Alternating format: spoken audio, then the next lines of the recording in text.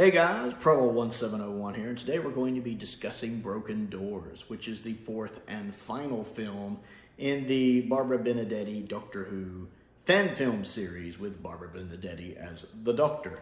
I believe unofficially the first female Doctor, in my understanding. Now, this was made in '88, I believe, about 4 years after the first one. And this one's really a return to form. The third one, Doctor in the House, was a bit weak compared to the others, but this one really is a return to form. It's actually really good. It's shorter than the others, clocking in at just under 19 minutes. So it's only about 2/3 the length of the others because they're usually around half an hour. But it does a good job with the time it has. Barbara Benedetti is back on form as the Doctor because I really enjoyed her performance in the first two fan film stories. The third one, I felt like she was more phoning it in, but she's not in the story much, so that might not be her fault, as the third one was a very Doctor-like story. But she's really in good form on this one. I really enjoy her in this one. She very much feels like the Doctor. For someone who actually wasn't a big Doctor Who fan, she embodies the role very well. I love a bit right at the beginning. There's a TARDIS malfunction. They have to make kind of an emergency landing.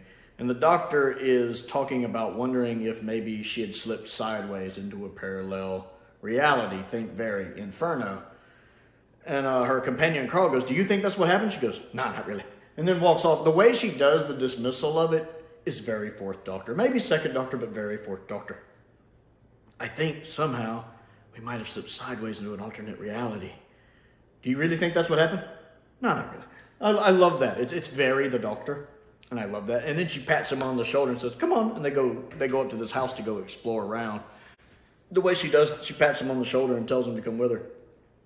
Again, very the Doctor. I really like that.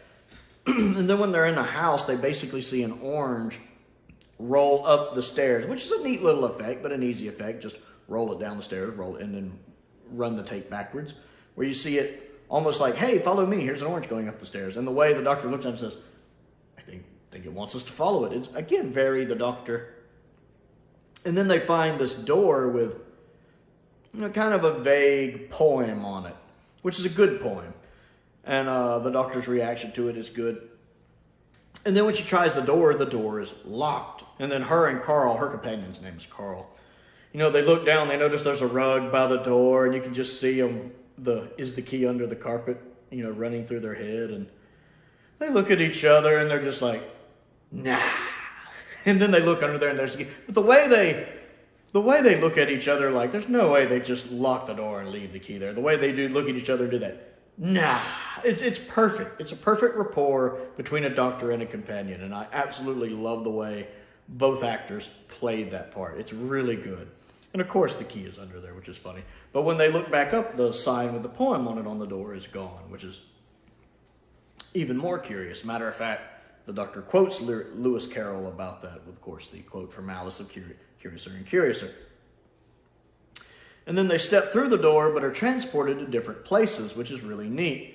Carl is transported into a kind of meadow field area, whereas the Doctor is in this room with a little board with different letters on it, which kind of reminds me of the trap from the Five Doctors with the little checkerboard, where it's a trap, it's just finding out what the trap is and how it works. Very reminiscent of the Five Doctors.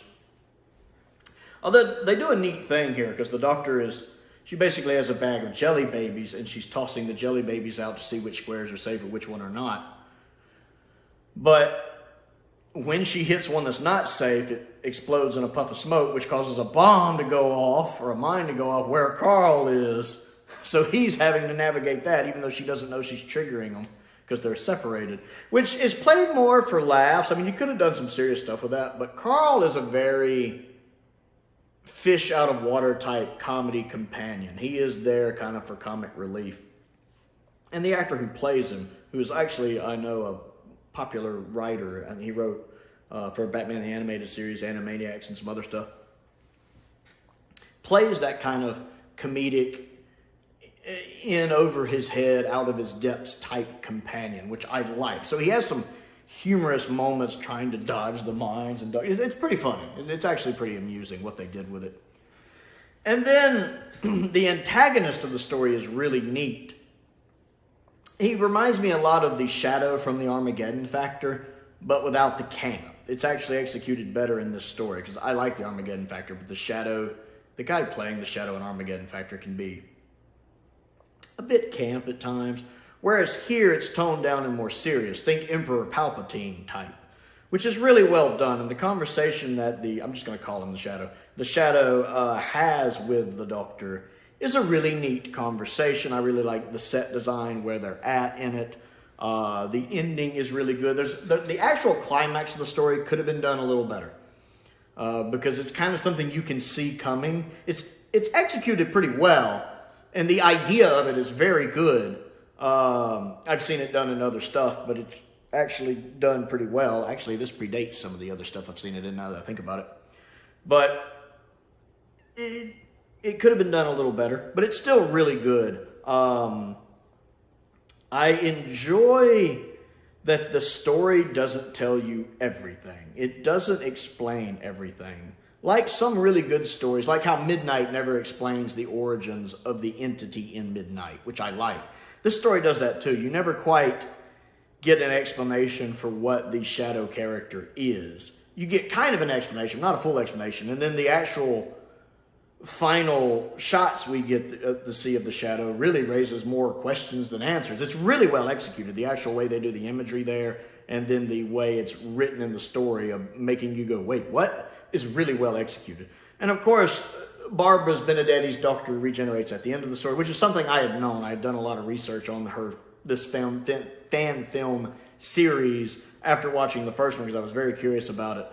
So I knew she regenerated at the end of it. The actual regeneration effect is okay. I mean, especially considering it's an amateur fan film. It's executed better than one or two of them in the classic series. And then you basically have Michael Santos take over as the Doctor right at the end. Michael Santos is the guy who, of course, played Dr. Komar in the previous story and was one of the best parts of that story, as I mentioned in that review. And he's in a very obvious wig here, which is funny.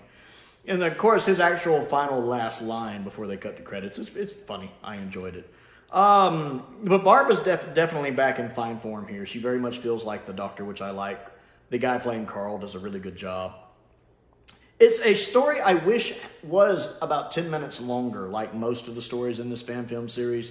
I feel like it could have expanded on a couple of the ideas and maybe fleshed out the climax of the story a little more.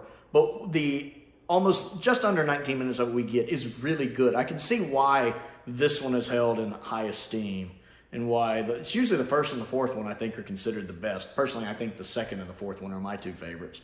The footage itself looks more polished. It looks more professionally done compared to the others.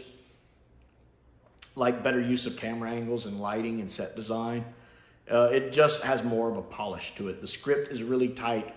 Luckily, there's only really 3 actors here for the most part, because you just have the Shadow, Carl, and the Doctor. So there's not really any amateurish acting. Everything is really well executed. The incidental music is also really good. That's true across the board for these stories. All 4 of these stories have very good incidental music. So I very much enjoyed the incidental music here and thought it was really good. And then I enjoy the opening credits, which are in this film and the first 2. For some reason it wasn't in the third one, but the first 2 in this one actually has a very Peter Davison style intro credits, which is really, or intro title sequence, which is really good. I actually really enjoy it. The way it has Barbara's face in there and everything. It's a really good story. I very much enjoyed this one. It's very much a return to form, and it just makes me sad that Barbara didn't do more stories. I know she passed away only about 3 years after this story from cancer. But I wish she could have done more, because she really is a good Doctor. And in 3 of her 4 stories, she's putting in really good performances. I really enjoyed her. So Broken Doors, have you seen it? If not, you should check it out. I'll leave a link to it here and down in the description so you can have a look at it and tell me your thoughts. Don't forget to click the like button and the subscribe button. That helps me out, and I certainly appreciate it. I also have a Patreon. There's a link to that down in the description below if you would like to support what I do. Several tiers to choose from down there. I also want to give a shout out to some of my top tier patrons, Stephen Crane, Colin Coney, and Finn Perkins. I appreciate their support, as I do the support of all of my patrons. It does make a difference. YouTube memberships are also available. I have a P.O. box down there if there's anything you'd like to send me to look at and review. And a link to my Amazon wish list is down there as well. Most importantly, thank you for watching.